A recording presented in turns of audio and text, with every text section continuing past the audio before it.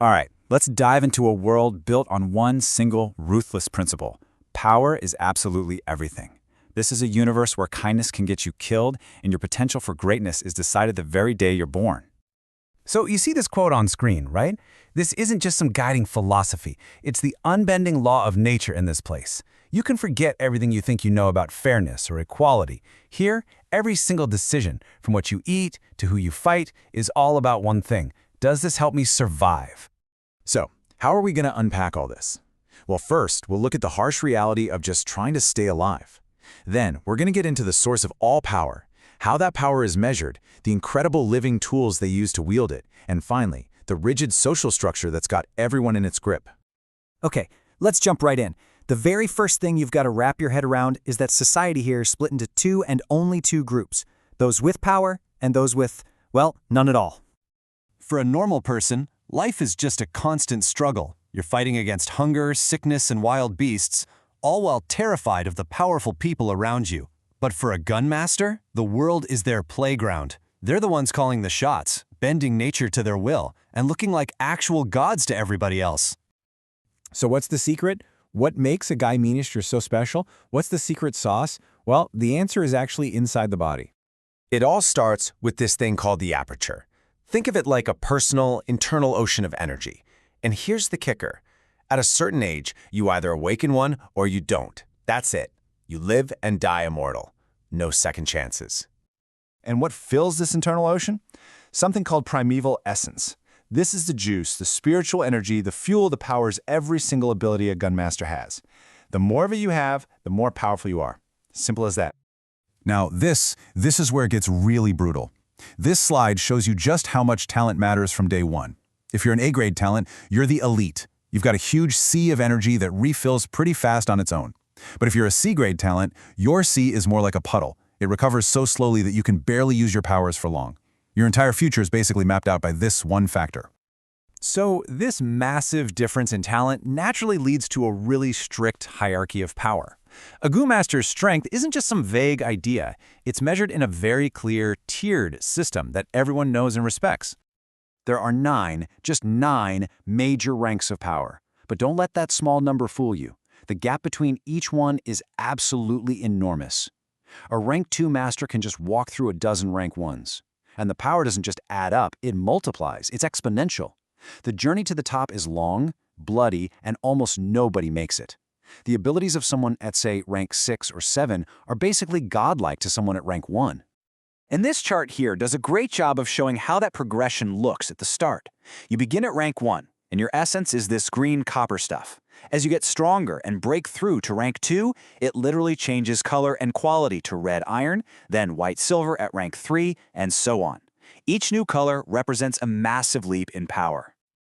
Okay, so a Go Master has this internal battery. But now what?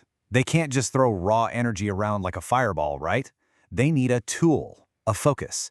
And this is where it gets really weird. The tools are alive. They're called Gu. Gu are just wild. They're not spells you learn from a book. They are actual living creatures, born from nature itself.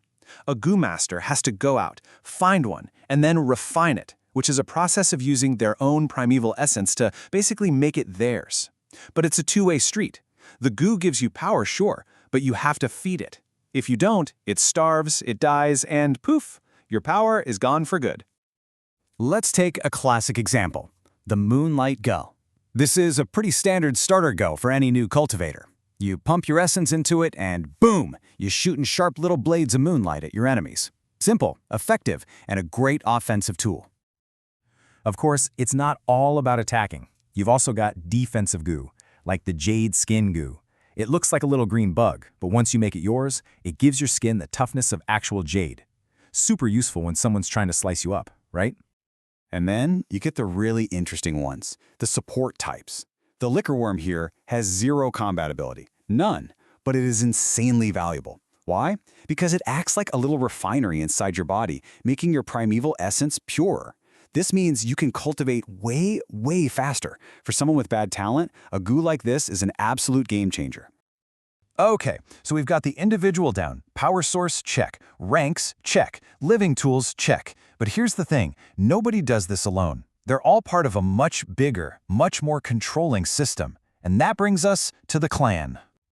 See, no Gu Master is an island. You're born into a clan, and that clan gives you everything you need to get started. Resources, teachers, protection.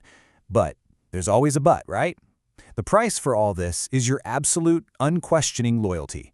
Your life isn't really your own anymore. It belongs to the clan. So, how do they keep everyone in line? This quote is just perfect. It nails it. The clan uses a system of carrots. Little rewards, titles that don't really mean anything, a pat on the head. It's all designed to make you compete with your peers, to make you work harder for the system, all for the benefit of the people at the very top. When you boil it all down, it's basically a power pyramid scheme. The talent and hard work of the younger generation are just fuel for the clan's leaders. It's brilliant, in a terrifying way. They take things like glory and honor and use them as weapons to control you. So let's pull it all together. What we have is a world where your fate is practically sealed at birth, where power is a brutal, unforgiving ladder, and where the entire society is basically a machine designed to funnel value upwards.